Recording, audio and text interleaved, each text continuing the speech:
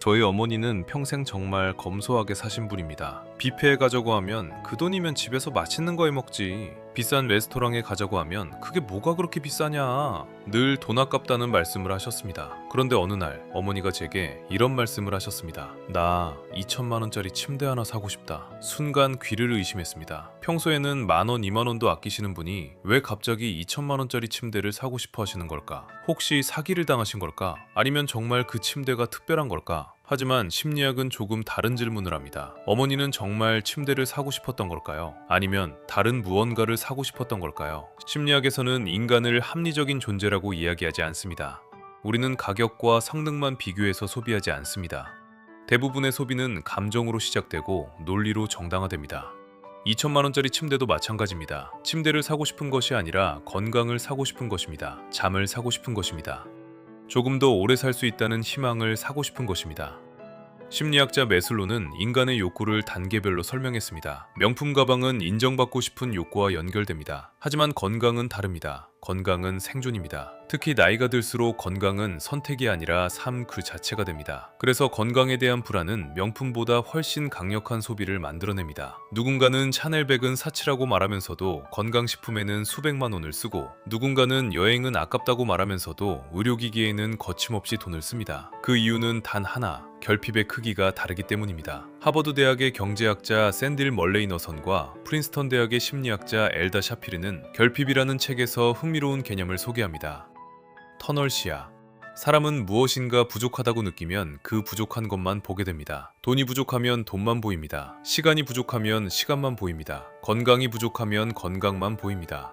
마치 터널 안에서 출구의 빛만 바라보는 것처럼 말입니다. 이때 우리의 판단력은 놀라울 정도로 떨어집니다. 실제로 연구에서는 경제적 결핍 상태가 일시적으로 인지 능력을 크게 낮출 수 있다는 결과도 보고되었습니다. 결핍은 우리를 어리석게 만드는 것이 아니라 다른 것을 볼 여유를 빼앗아가는 것입니다. 기업은 제품을 만드는 회사가 아닙니다. 어쩌면 우리의 결핍을 찾아내는 회사일지도 모릅니다.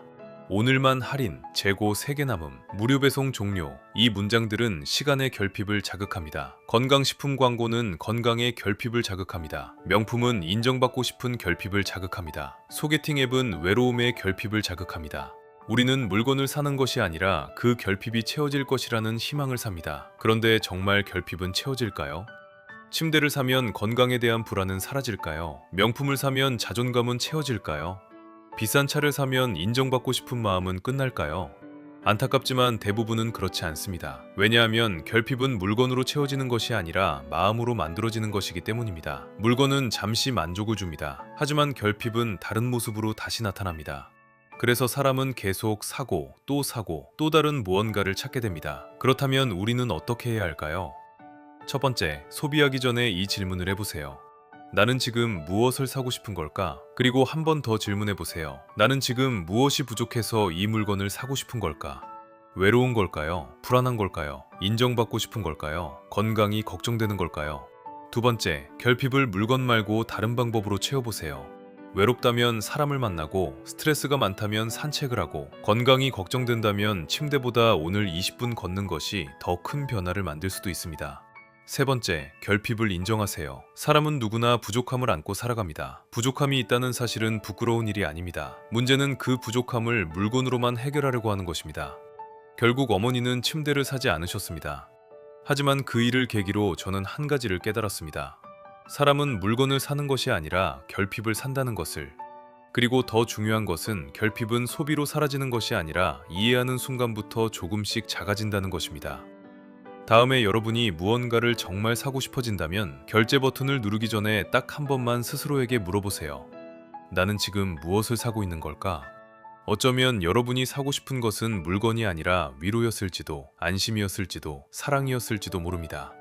그리고 그 결핍을 이해하는 순간 우리는 소비의 주인이 될 수 있습니다. 지금까지 마음을 보는 선비 심리학이었습니다.